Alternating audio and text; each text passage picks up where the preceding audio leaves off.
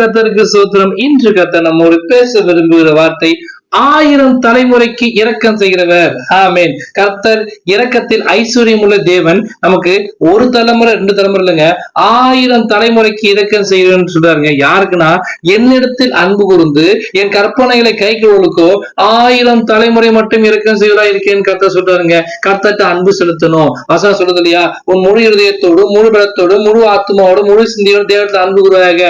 உலகத்திலே அன்பு கூர்ந்துகிட்டு தேவன்கிட்ட அன்பு கூர்ந்து ஆனந்தம் இல்லாமல் குடும்பம் இல்லாமல் கர்த்தர் வாந்தி பொண்ணு புரியும் சொல்றாருங்க.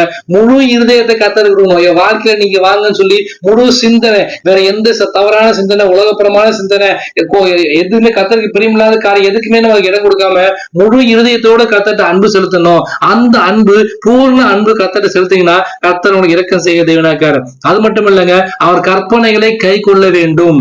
உபாகமம் 28ஆம் அதிகாரம் 1ஆம் அதிகாரத்து 1ஆம் வசனம் இருந்து 14ஆம் வரைக்கும் அவ்வளவு ஆசீர்வாதங்கள். நீ வருகையிலும் ஆசிக்கப்பட்டிருப்பாய், போகையிலும் ஆசிக்கப்பட்டிருப்பாய், பட்டணத்திலும் ஆசிக்கப்பட்டிருப்பாய், வெளியிலும் ஆசிக்கப்பட்டிருப்பாய், உன் களஞ்சியம் உன் கூடையை மாப்பிளை செய்ய தொட்டி ஆசிர்வதிக்கப்படும், நீ அநேக ஜாதி கடவுள் கூட வாங்காதிருப்பாய் சொல்லி அநேக ஆசீர்வாதம் கர்த்தர் கொடுத்திருக்காரு. இது யாருக்கு தெரியுங்களா?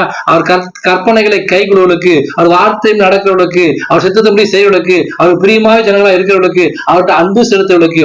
இந்த வசனத்தின் பிரகாரமாக முழு இதயத்தோட கர்த்தர்ட்ட அன்பு செலுத்துங்க. அவர் கற்பனைகளையும் கட்டளையும் கை கொள்ளுங்க. கர்த்தர் உங்களுக்கு மட்டும் இல்லைங்க, கர்த்தர் நீ உன் பிள்ளைகளையும் இஸ்ரவேல் சமாதானத்தை காண்ப வசனத்தின் பிரகாரமாக ஒரு தலைமுறை 2 தலைமுறை இல்ல, நம்ம சந்ததியாக கர்த்தர் ஆசீர்வதித்து 1000 தலைமுறை மட்டும் இரக்கம் செய்யறாரு. அவர் கண்கள்ல கிருபை கிடைச்சுன்னா வாழ்க்கையில வேற எதுவும் வேண்டாங்க.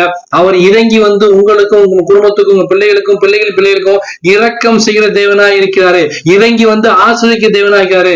அதனால இந்த வசனத்தின் பிரகாரமாக அவர்கிட்ட முழுவதோடு அன்பு செலுத்துங்க. அவர் கற்பனைகளை கட்டளை கைக்கொள்ளுங்க. கர்த்தர் உங்களை மட்டும் இல்லைங்க, உங்க குடும்பத்தை, உங்க சந்ததிய, பேர பிள்ளைகளை எல்லாரையும் கர்த்தர் ஆசீர்வதித்து இரக்கம் செய்கிற தேவனா இருக்கிறாரு.